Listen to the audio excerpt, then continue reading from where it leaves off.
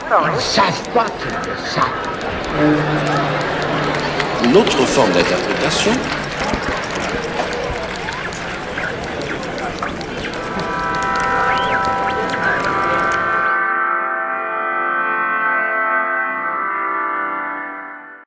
Pensar a noção de arquivo para análise do discurso é trabalhar com um conceito extremamente caro que Pechet nos deixou como herança para possíveis reflexões hoje.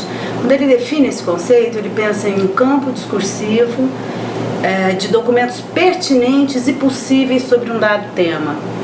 Esses dois adjetivos, eles são formas de nomear aí, talvez, a inscrição de um certo lugar de autoridade. Quer dizer, não são todos os documentos que são pertinentes, são alguns selecionados. Não são todos os documentos que são possíveis para constituir um arquivo, mas são aqueles documentos também selecionados por um certo, digamos, centro de controle, uma certa posição de autoridade ou algo da instituição. Para pensar isso, Pechet também nos deixou como mote refletir o arquivo como uma construção a partir de gestos de leitura. Não são quaisquer uns. E não são gestos também desincumbidos de certas condições de produção. Então é interessante pensar essa noção de arquivo porque ela implica uma divisão do trabalho de leitura. E isso tem relação com um objeto com o qual tenho me deparado e me desafiado a pensar, que é o Museu da Língua Portuguesa. O que tem de singular na composição, no campo discursivo, construído sobre o museu e, sobretudo, o modo como o museu institui um dizer sobre um escritor de literatura.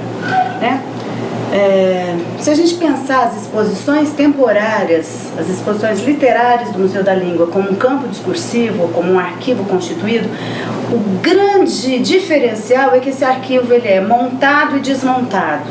Ele tem algo de uma movência, de uma temporalidade que não se sustenta, exceto dentro de um certo tempo, ao modo de um espetáculo com data para começar e terminar, e um espetáculo que reúne, aspas, um campo de documentos ou documentos de vários campos, tanto da iniciativa privada como de órgãos públicos, documentos perdidos, espalhados, alguns tidos como marginais.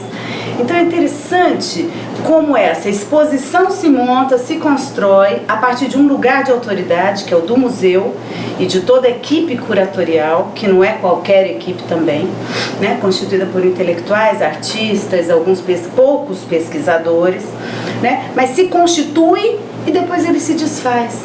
Então é impossível recuperar esse arquivo após a exposição, após o término da exposição, exceto um deles, que é o arquivo do Rubem Braga, que foi transportado para a Cachoeira de Itapemirim e vai ficar como museu, como casa do Rubem Braga. Todos os demais se perderam e restam apenas como uma fotografia na parede, a modo do que Drummond diz.